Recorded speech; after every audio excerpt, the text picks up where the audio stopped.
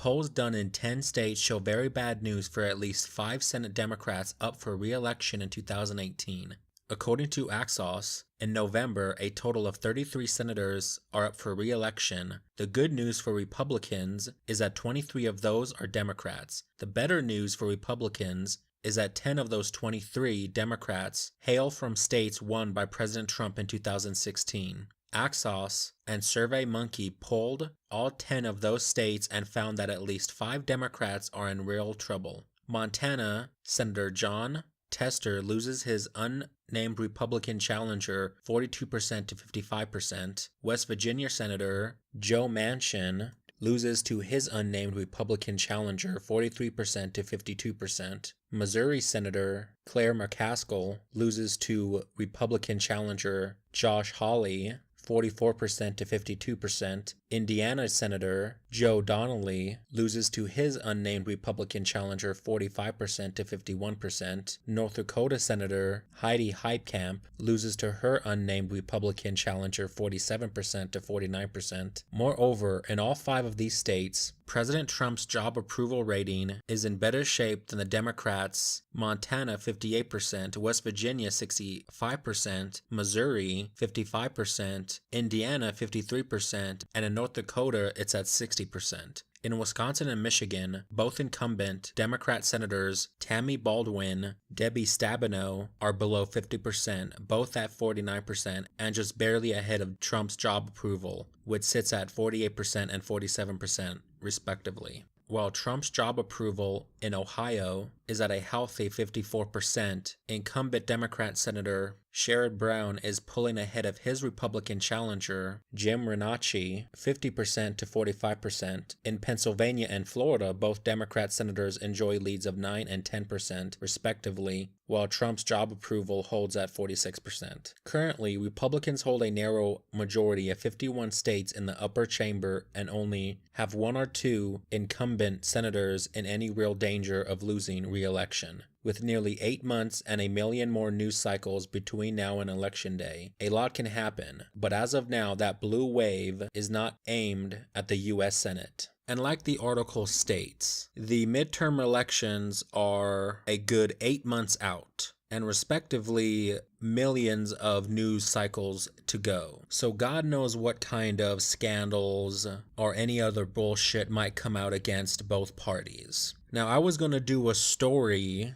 about how the Democrats were pretty disappointed since they are losing the quote blue wave that they were expecting to have come the midterms. Well, we all know that the Democrats have been a losing party since 2016, and even before that. Back in 2014, the Democrats got their ass handed to them in another midterm election, and that's when you saw Obama really going for his executive orders and all that shenanigans. But the Democrats are trying to make it seem like they have so much hope and they are so optimistic about the midterm elections, because President Trump is doing just such a horrible job and people dislike him so highly, and that he was going to be a one-term disaster and all that shenanigans going around. And all of it is clearly just hype. And it turns out that the Democratic Party, the DNC, is actually the ones who are in disarray right now. It is the Democratic Party who is losing favor among the American population. It is the Democratic Party who was not united. It is the Democratic Party who was facing a real spasmodic movement within their own party. You see, the Democrats have the progressives, the Democrats have the Bernieites, the Democrats have the Elizabeth Warren people, and the Democrats have the Jill Stein Green Party liberals. And then they have the neoliberals and the business Democrats. The Democratic Party is just so divided, just so this way, that way, and that way over there, that they cannot unite as a party. And besides all that, they're fucking broke. The Democratic Party is fucking broke. They don't have any money. They raised over, $1 billion, $2 billion in 2016 while campaigning for Hillary Clinton, and then she doesn't become president? Yeah, what do you think that $1 billion comes from? It doesn't come from grassroots. It comes from the big banks and big corporations that were hoping that Hillary Clinton would win the election. But she didn't. So now the same businesses and corporations and big banks who once loved funding the DNC are now taking a second look at it and saying, well, maybe the DNC, the Democrats, aren't the party we should be funding. Now, I don't want big money and big bank donations going to the GOP either, because that'll just make them just as worse and just as bad as the Democratic Party. This was the problem with the GOP under Bush. That's something I don't want. But since Trump is in office and I have more faith in him not becoming one of these sleazeballs that want to suck up on big corporate cash, since he doesn't need to, since he's a billionaire, there is a little bit more hope within the Republican Party than there is the Democratic Party.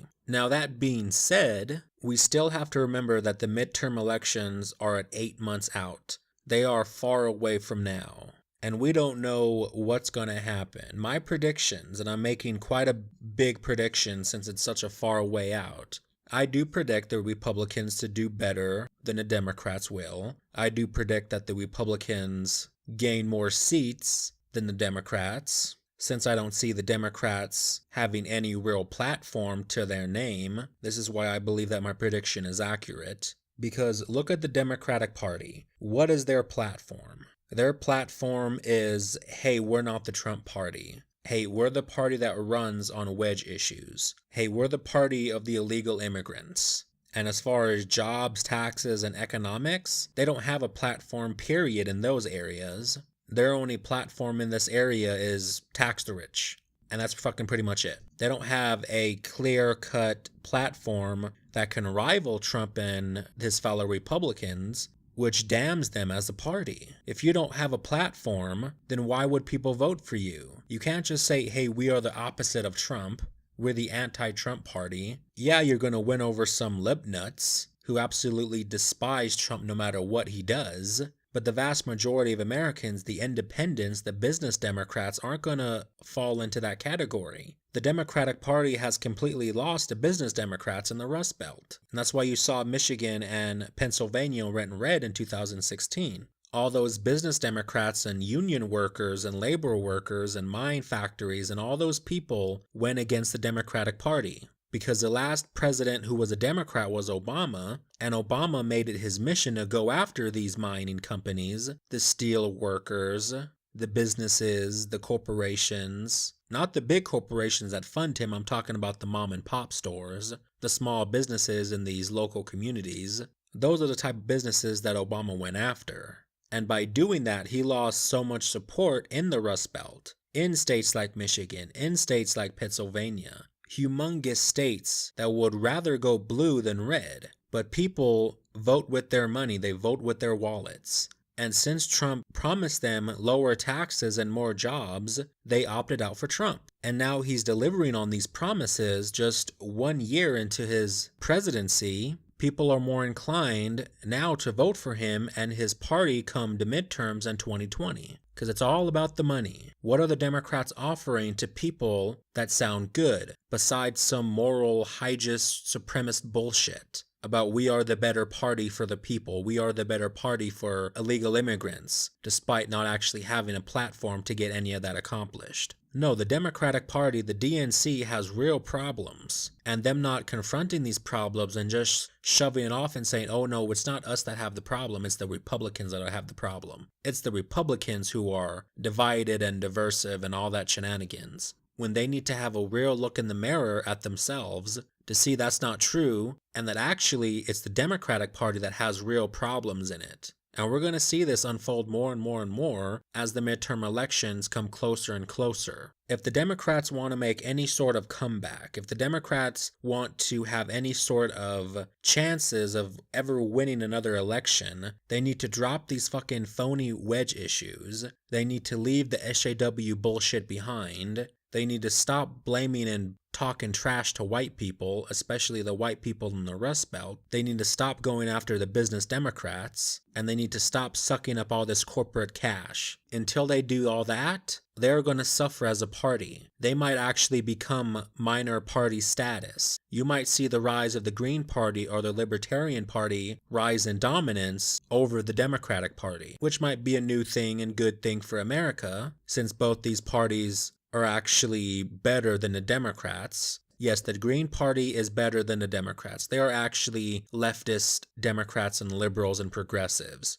I don't agree with them on 80% of issues, but they're better than the corporate tit-sucking Democratic Party that we all know and hate. But like the article states, the midterms are just too far out to make any good, reliable predictions. My predictions are up in the air. Those might change as the weather might change in the political sense. But I am still stating that I predict that the Republicans make it at least somewhat better than the Democrats, gain more seats than the Democrats. As of right now, as predictions and all the data, all the polling that we can pull right now, it's all pointing in the favor of the Republicans. But we all have to sit and wait to see what happens when the midterm elections come around. And mind you, the midterm elections are going to be a bellwether to 2020, just like the 2014 midterm elections were a bellwether for 2016. We saw the Republicans win heavily in 2014, and then we see the Republicans win massively again in 2016. So 2018 midterm elections is going to be a bellwether for the 2020 election.